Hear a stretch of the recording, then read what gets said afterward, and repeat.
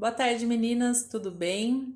Então, eu venho agora para fazer com vocês o encerramento dessa nossa disciplina de assistência de enfermagem em UTI e unidades especializadas. Eu peço desculpa de manhã, eu até tentei fazer uma transmissão ao vivo, mas eu tive queda da rede, minha internet estava instável e, para ser bem sincera, eu ainda tenho bastante dificuldade no manuseio, né, de toda essa modernidade, né? E eu tô agora tentando me familiarizar para poder, né, apresentar esses conteúdos em aula da melhor forma possível. Então, eu mandei para vocês pelo portal web, Sofia, uma revisão, né, dentro dessa disciplina que a gente teve. E nessa revisão eu procurei deixá-la bem associada ao nosso cronograma de aulas. Então, para quem já teve aula comigo, sabe que eu faço sempre um cronograma e eu procuro seguir, né, esse cronograma da melhor forma possível, tá? Comecei essa revisão, né, falando sobre requisitos mínimos para o funcionamento de UTI. Então, quando eu falo, né, de requisitos mínimos, eu falo toda aquela questão de vigilância sanitária, normas da Anvisa, para que possa, né, funcionar um estabelecimento, né, dessa complexidade, né, um estabelecimento de UTI, né, uma unidade de terapia intensiva. Então, a gente vai ter toda essa questão do alvará, né? Da planta física, como ela deve ser, a questão também da equipe profissional que vai atuar dentro dessa unidade, né? A gente vai ter também a questão de equipamentos, né? Todos aqueles equipamentos que são necessários para poder, né, funcionar essas unidades de terapia intensiva. Lembrando que a gente vai ter alguns tipos, né? A gente vai ter as UTI adulto, a gente vai ter algumas unidades especializadas, né? Dentre elas vai ter as UTIs coronarianas, UTIs neurológicas, UTIs pediátricas, neonatal e mistas, né? Então, são várias unidades especializadas, tá? Que vão ter um objetivo de atender pacientes graves, né? Na primeira aula, eu trouxe para vocês, né, o que significa, né, um paciente grave, né?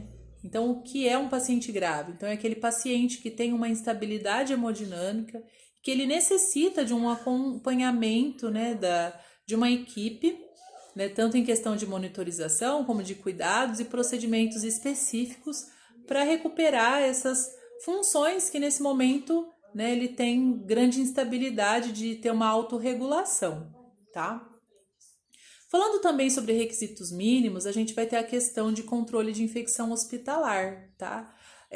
Uma UTI, né? Então, uma UTI é uma unidade onde vai receber pacientes críticos e pacientes que requerem procedimentos invasivos, né? Então, é um lugar que vai ser feito diversos procedimentos invasivos, né? E por conta desses procedimentos invasivos, por conta de ser uma área crítica, é um setor que tem uma propensão, né, em ocorrer de forma maior que os outros setores infecções relacionadas à assistência à saúde, tá? Quando eu peço para definir IRAS, então a definição de IRAS são infecções relacionadas à assistência à saúde. Como a gente pode fazer a prevenção, né, dessas infecções? Então, assim, um passo muito importante para prevenir essas infecções é a boa higienização das mãos, tá? Como a gente faz a higienização das mãos? Pode ser tanto com água e sabão, como com álcool em gel, tá? Quando eu mandei para vocês essa aula, eu voltei a refrisar aquele ponto dos momentos para higienizar as mãos. Em que momento os profissionais devem realizar essa higienização das mãos, né? Então, são aqueles 5 momentos, tá? Antes de realizar procedimento, quando entrar em contato com áreas próximas do paciente, após realizar o procedimento. Então, são aqueles momentos em que o profissional deve, né, se alertar em realizar essa higienização para evitar, né, a propagação dessas infecções, né, tão recorrentes, principalmente em setores críticos. A gente vai ter também algumas infecções que são relacionadas a UTIs, por exemplo, infecções relacionadas à corrente sanguínea, né, que é pela manipulação dos catéteres, né, de acessos periféricos, acessos centrais. Então, essa manipulação deve ser asséptica, lembrando que quando a gente fala de asséptico, é algo livre, né, de contaminação, são todos aqueles procedimentos realizados para evitar, né, a contaminação, tá? Então, a gente deve utilizar uma técnica asséptica para manipular essa rede venosa, né, esses catéteres dos pacientes. A gente vai ter também infecções relacionadas a vias aéreas, que também são muito recorrentes em UTI, tá? Por conta de os pacientes, em grande parte, são pacientes intubados, tá? Com uma via aérea avançada e que tem necessidade de realizar aspiração, tá? Então, por conta dessa manipulação, acaba sendo, assim, muito propenso a acontecer infecções relacionadas a esses procedimentos, tá? Então, a gente deve tomar todas as precauções devidas, tá? Pra gente fazer o controle dessas infecções. No próximo tópico, eu falo do dimensionamento de enfermagem em unidades de terapia intensiva. Então, o que é dimensionamento? Então, dimensionamento é o planejamento do cuidado, tá? Quem faz é o enfermeiro, tá? Então, o enfermeiro, ele faz um levantamento dos pacientes que estão ali em internação e quais são os cuidados que eles necessitam. E pega também a quantidade de profissionais, né? É realizada uma divisão, né? Para saber quantos pacientes, né, cada profissional vai assumir o cuidado. Quando a gente fala, né, na Lei 7.498, tá? Ali fala sobre o exercício profissional de enfermagem, né? Fala qual que são as atividades que cabem ao técnico. E essas atividades são atividades de nível de média complexidade, né? Então, isso também entra em dimensionamento, tá? Isso diz que o técnico deve realizar, né, uma função de nível de média complexidade, tá? E no artigo 543, na resolução, 543, fala sobre o cálculo de pacientes que cada técnico deve assumir. Então, o técnico ele vai assumir um cuidado de média complexidade em um número também, né, um número adequado de pacientes. Tudo isso para garantir o cuidado ao paciente, tá? Então, é isso que a gente vai abranger nesse assunto de dimensionamento. O próximo tópico, monitorização do paciente em UTI. Então, eu trago duas questões. Qual é o objetivo da monitorização, tá, do paciente admitido em UTI? Então, assim, como são pacientes críticos, pacientes graves que são admitidos, então é necessário uma monitorização contínua desses pacientes, porque qualquer alteração fisiológica, qualquer alteração hemodinâmica, a gente consegue ter um parâmetro dessas alterações por meio da monitorização, tá? Essa monitorização ela vai ser cardíaca, né? Vai ser uma monitorização da frequência cardíaca, monitorização da saturação, da pressão arterial, né? Da temperatura. E quais são os cuidados de enfermagem, né? Na outra pergunta que eu levantei, né, nessa revisão, quais são os cuidados de enfermagem com a monitorização? Então, um cuidado muito importante dentro de UTIs é realizar o rodízio, né, dessa maneira, né, que a gente faz para garantir essa monitorização. Por exemplo, o esfigmomanômetro, agora saiu, que a gente usa para verificar a pressão. Então, a gente deve fazer o rodízio, né? Imagina um paciente que fica 10 dias ali em monitorização. Então, a gente pode causar até uma lesão no paciente se a gente não fizer esse rodízio. Rodízio também do pulso oxímetro, tá? Outro cuidado é a anotação de enfermagem, né? Então, garantir uma boa anotação de enfermagem desses parâmetros que a gente tem pela monitorização. Próximo tópico, admissão do paciente, né, onde eu abordo a questão da anotação de enfermagem. Então, qual o objetivo da anotação de enfermagem? Então, um dos objetivos é o acompanhamento desse paciente quando ele está ali internado, né? Então, quando ele é admitido na unidade, é traçado um plano de cuidado, né? São traçadas metas, né, a serem cumpridas para a melhora desse paciente. Quando o técnico ele realiza esse cuidado, né, junto com o enfermeiro, com a equipe toda, então ele vai ter alguns resultados que devem ser anotados nesse prontuário, né? Então a gente consegue ter um parâmetro de qual foi a evolução do paciente, né, dentro dessa internação. Outro objetivo da anotação de enfermagem, ela serve como um respaldo para nós profissionais, né? Do que foi feito no paciente, a forma que foi realizada, tá? Então é muito importante a gente realizar da melhor forma possível. O próximo tópico que eu abordo com vocês na revisão é a atuação do técnico em aspiração. Na resolução do COFEN 557, ali normatiza a atuação do técnico em enfermagem com respeito à aspiração. e volta a reafirmar aquela questão do atendimento do técnico ser um atendimento de nível de média complexidade, tá? Então, se for um paciente grave, quem deve realizar a aspiração é o enfermeiro, tá? Se for um paciente de média complexidade, o técnico ele pode realizar essa aspiração. Próximo tópico, drogas vasoativas, tá? Então, eu abordo a questão quais são os cuidados de enfermagem com acesso venoso, tá? Com o paciente em infusão de drogas vasoativas.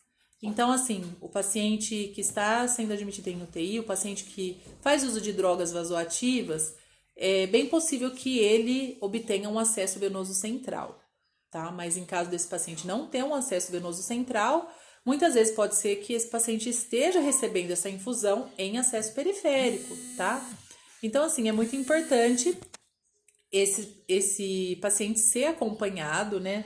Ser feita todo ali o acompanhamento da enfermagem nessa rede de acesso, né? Observação, sinais flogísticos que podem apresentar, né? Devido a essa medicação ser medicações extremamente irritantes, né? Que podem acabar causando uma lesão pro paciente, tá? Também entrando no assunto de arritmia, né? Aproveitando, falando de drogas vasoativas. Então, eu peço para vocês explicar o que é uma arritmia e quais são os cuidados de enfermagem. Então, a arritmia, a gente tem tanto ataque à arritmia como a BRAD, né? Então, o paciente que tem um aumento da frequência como a diminuição, tá? E quais são os cuidados de enfermagem com esses pacientes? Então, o cuidado de enfermagem é voltado à monitorização, né, desse paciente, né, de todos os sinais, pressão, frequência cardíaca, todos os sinais, né, que o técnico ele realiza, como também com a rede venosa, tá? Normalmente medicação, né, que vai ser realizada, né, para reverter esses casos são medicações irritantes.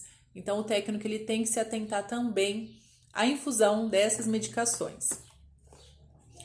Outro ponto também que eu trouxe na revisão é a questão da monitorização neurológica, onde eu pergunto para vocês sobre as escalas para avaliação neurológica. Então, eu falei muito da escala de Glasgow, tá? Que é uma avaliação que vai avaliar a resposta verbal, ocular e motora do paciente, tá? Isso traz um parâmetro, assim, sobre a questão neurológica que esse paciente se encontra, tá? Então, é muito utilizada e a gente vai ter avaliação de pupilas também, tá? Então, uma alteração de pupila pode denotar uma queda num quadro neurológico ou uma alteração neurológica, então a gente deve utilizar, né, essa avaliação de pupila também, né, para realizar monitorização neurológica.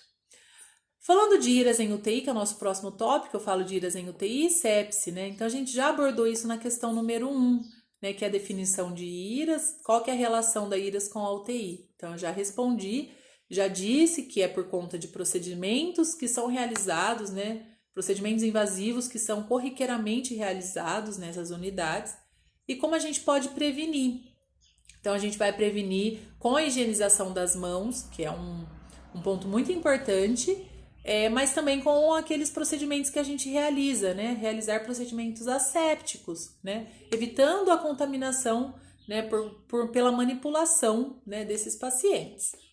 No próximo tópico eu falo sobre coma e morte encefálica, então eu falo sobre a Lei 9.434, que fala sobre a questão de doação de órgãos, né? Então lá traz, né, traz essa lei que fala, né, sobre a questão de doação de órgãos, que ela é uma questão que é autorizada a realizar, tá? No caso, o paciente pode fazer essa doação em vida, né, de alguns órgãos, né, vai ter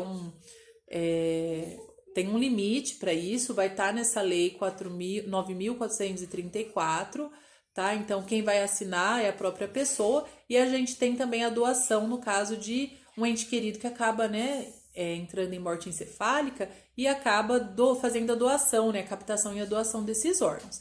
Para realizar, só vai ser realizada com a autorização de algum familiar, tá?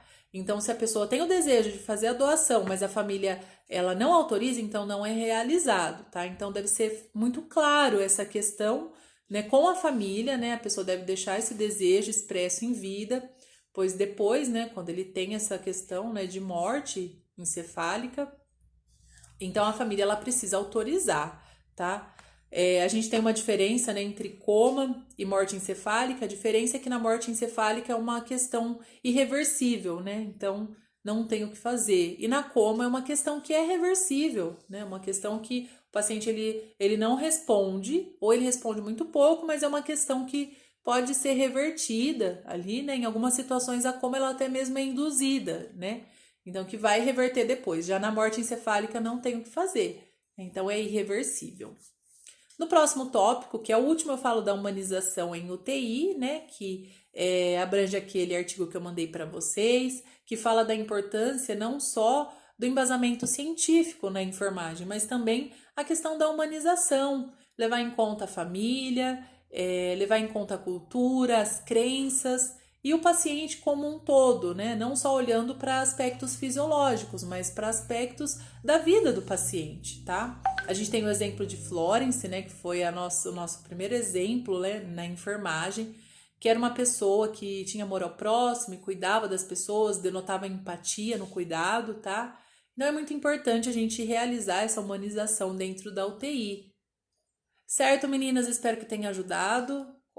Estou à disposição para dúvidas e espero que vocês consigam aí aprimorar em estudo nesse momento que a gente está, né, nesse isolamento dentro da casa, né, cada um na sua casa, mas a gente aproveitar esse momento para refletir em alguns pontos, né, relacionado com essa profissão que a gente tem, com a enfermagem, e também aproveitar para aperfeiçoar em conhecimento. Muito obrigada!